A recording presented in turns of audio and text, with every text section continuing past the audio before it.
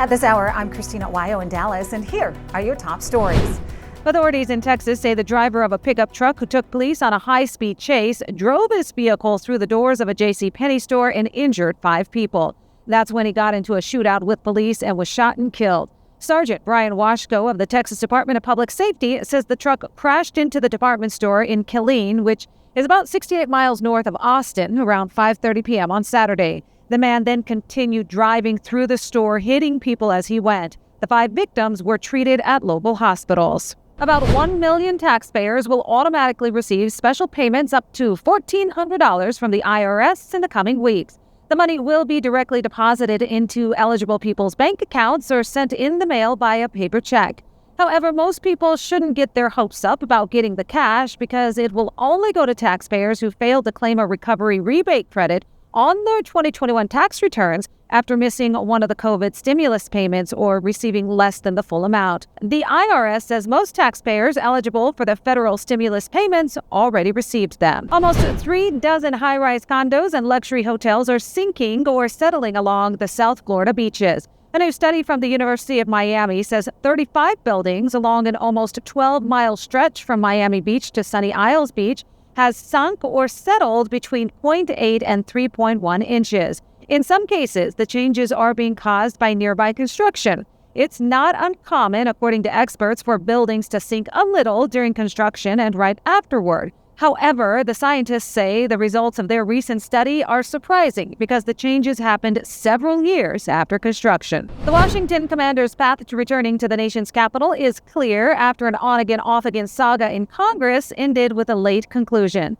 The U.S. Senate passed a resolution early Saturday to transfer the land, including old RFK Stadium, from the federal government to the District of Columbia. A provision to do so was included in Congress's initial short-term spending bill before it met opposition from those who want to cut spending, like President Donald Trump and Elon Musk. The House's slimmed-down bill did not include the measure.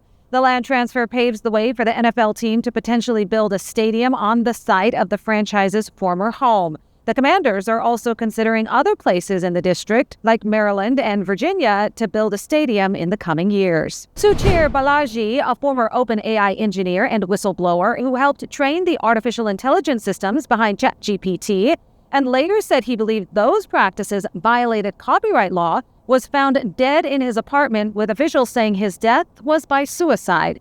He was 26 years old, was well regarded by colleagues at the San Francisco company, where a co-founder called him one of OpenAI's strongest contributors, essential to developing some of its products. But he grew disillusioned with the company and said he would, quote, try to testify in copyright infringement cases against it. Discount chain Big Lots is having going out of business sales at their remaining locations after the company announced that they were being forced to close their doors because of high inflation and declining sales. The Columbus, Ohio-based seller of furniture, home decor, and other items filed for Chapter 11 bankruptcy protection in early September. Private equity firm Nexus Capital Management LP had agreed to acquire, quote, substantially all of the company's assets, but the chain said it didn't think the purchasing agreement would be complete and that it will continue to work toward completing an alternative transaction with Nexus or another party. Albania's prime minister says the government will shut down TikTok for 1 year, blaming it for inciting violence and bullying, especially among children.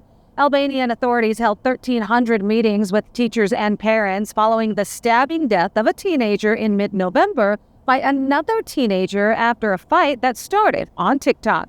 Prime Minister Edi Rama speaking at a meeting with teachers and parents, saying TikTok, quote, would be fully closed for all. There will be no TikTok in the Republic of Albania. Rama says the ban will start sometime next year. Albanian children comprise the largest group of TikTok users in the country, according to domestic researchers. A nearly 2-year investigation by Democrat senators of Supreme Court ethics details more luxury travel by conservative justices, and they urge Congress to establish a way to enforce a new code of conduct.